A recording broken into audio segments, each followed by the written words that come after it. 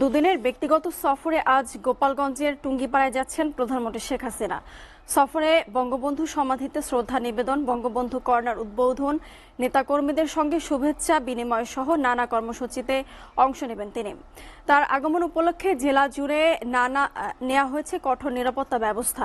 এর আগে পদ্মা সেতুর মাওয়া প্রান্তে অনুষ্ঠেয় পদ্মা সেতু প্রকল্পের সমাপনী অনুষ্ঠানে যোগ দিতে বিকেলে মুন্সিগঞ্জের মাওয়ায় যাচ্ছেন প্রধানমন্ত্রীকে স্বাগত জানাতে ব্যানার ফেস্টুন ছেয়ে গেছে পুরো এলাকা।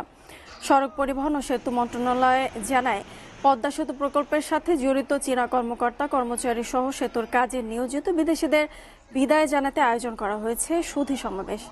বিকেল ৩টায় শুরু হবে সমাবেশ।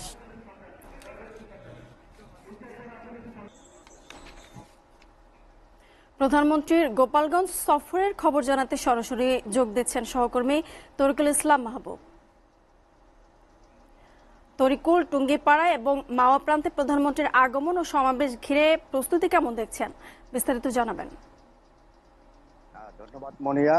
আমি এই মুহূর্তে দাঁড়িয়ে আছি মুন্সিগঞ্জের পদ্মা সেতুর মাওয়া প্রান্তে। আর আপনি জানেন যে এই মাওয়া প্রান্তে কিন্তু প্রধানমন্ত্রী পদ্মা সেতু প্রকল্পের সমাপনী উপলক্ষে একটি সুধী সমাবেশ করার কথা রয়েছে বিকেল 4টায়।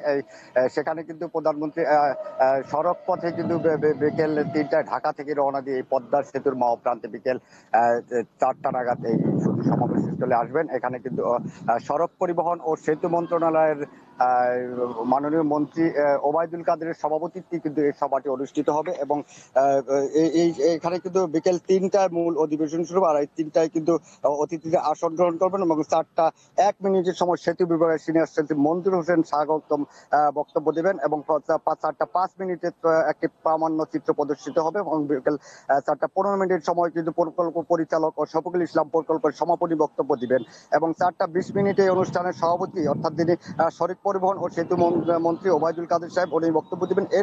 পরপরই কিন্তু বিকেল 4:30টা নাগাদ কিন্তু মাননীয় প্রধানমন্ত্রী কিন্তু সুধীদের উদ্দেশ্যে এবং সিরিয়া নাগরিকদের বিদায় জানাতে কিন্তু তিনি কিন্তু প্রধান অতিথি হিসেবে ভাষণ দেবেন। আপনি কিন্তু দেখতে পাচ্ছেন যে এর মধ্যে কিন্তু মাওয়া প্রান্তের কিন্তু